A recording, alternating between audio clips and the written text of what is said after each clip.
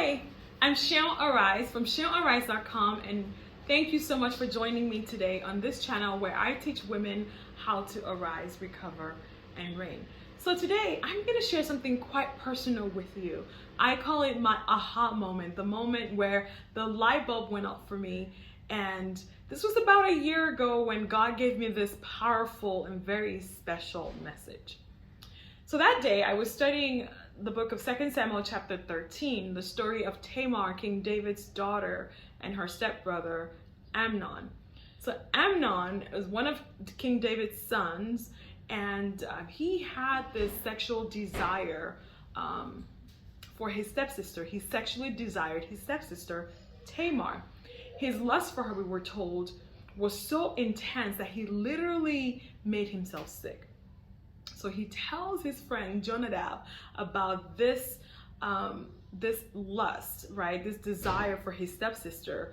And guess what? Being the cunning person that Jonadab is, he came up with a plan, and he suggested to Amnon, why don't you pretend like you are sick? And then when your father comes to visit you, tell him that that you would want your sister Tamar to come to your house and prepare a meal for you. So he did just that. He pretended to be sick, asked his father that Tamar will come and prepare a meal for him. And Tamar, of course, came caring for his sick brother, for her sick brother.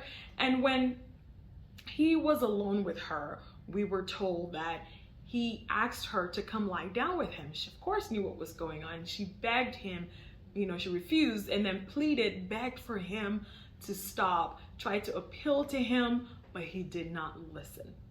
And unfortunately, he violated her. He raped her. And when he was done with her, he literally threw her away as like a dirty rag, right? We were told that he hated her exceedingly with so much hatred, so much that the hatred with which he hated her was greater than the love with which he had loved her, and he sent her away.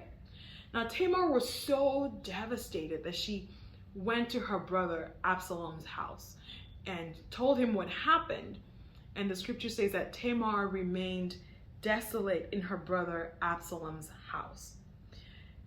Tamar was abused sexually and physically. She was abused not by a stranger, but by her brother, her stepbrother Amnon.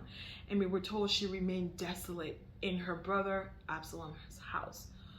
This means that she never healed. She was the daughter of a king, but she could never come out of that. She was stuck in that, that desolation. She was stuck in that pain, in that shame for the rest of her life, and we never heard from her again.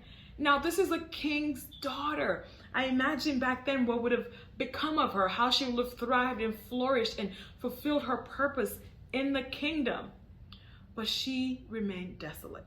Now, this was not a story new to me, but that day when I was studying this, a holy anger just arose from within me. I was so moved. I wanted to shout to Tamar from the top of the mountains and say, Tamar, it doesn't matter what you've been through. Don't remain desolate. You are a daughter of the king, right? In that moment, I was just stuck on that chapter. Here I even wrote some things here. I was like, it's time to arise out of the ashes. And I just remember God just pulling me and just holding me, keeping me here. And I was like, God, what do you have for me? And in that moment, in that day, he gave me this message. He said, teach women how to arise, recover, and reign. Oh, by the way, I want you to watch out for my next video where I teach you what it means to arise, recover, and reign. So listen, I know things happen. I know life happens. We face tough situations in life. You may have been like Tamar, being abused sexually, physically, emotionally. You may have been victimized in one way or another. Maybe you've even lost someone. You've lost a loved one. And life can sometimes stinks. Things can happen, and you may feel like you've been knocked down. You're stuck, and you feel like there's no hope for you. And for some of you, you may feel like there's no support. You've been through this, but there's no support. You feel like maybe no one cares, right? Spiritually or emotionally. But I want you to know that God cares. You are so precious to him. You are precious to him. You are his daughter, and he wants the best for you. See, I remember when I was at the lowest point in my life where I felt so defeated. I had just given birth to a set of twin girls that didn't make it, and I nearly lost my life. See, that time I was so devastated. I was so distraught. I was depressed. I was desolate. You know, I felt defeated. I felt like, oh my gosh, this is the end of it. How much worse could things get, right? But you know what? I didn't remain there. Why? Because I remembered who I am. I am God's daughter. So I got up, dusted myself off, encouraged myself, and the rest is history. So I want you to know that regardless of what you may have gone through, regardless of what you are going through, what you are facing, don't remain down, desolate, or defeated. You are the daughter of not just any king, but the King of Kings and the creator of the universe. God did not create you to remain desolate, to remain in pain, in fear, in shame, and live with regrets. No. Desolation and defeat are not your destination. God has destined greatness for you, girl.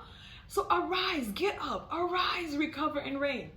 Get up, dust yourself off, regain your position in the palace, and fulfill God's purpose for your life. Regain your hope, confidence, and possess all that is rightfully yours as the daughter of the King. Thank you for hanging out with me today. Now, would you do me a favor? Go ahead and like this video, share it, and subscribe to this channel right now, okay? Don't forget to click on the notification bell so you'll be the first to know when new videos are uploaded. Remember, you are the daughter of the King, so arise, recover, and reign. Till next time, ciao.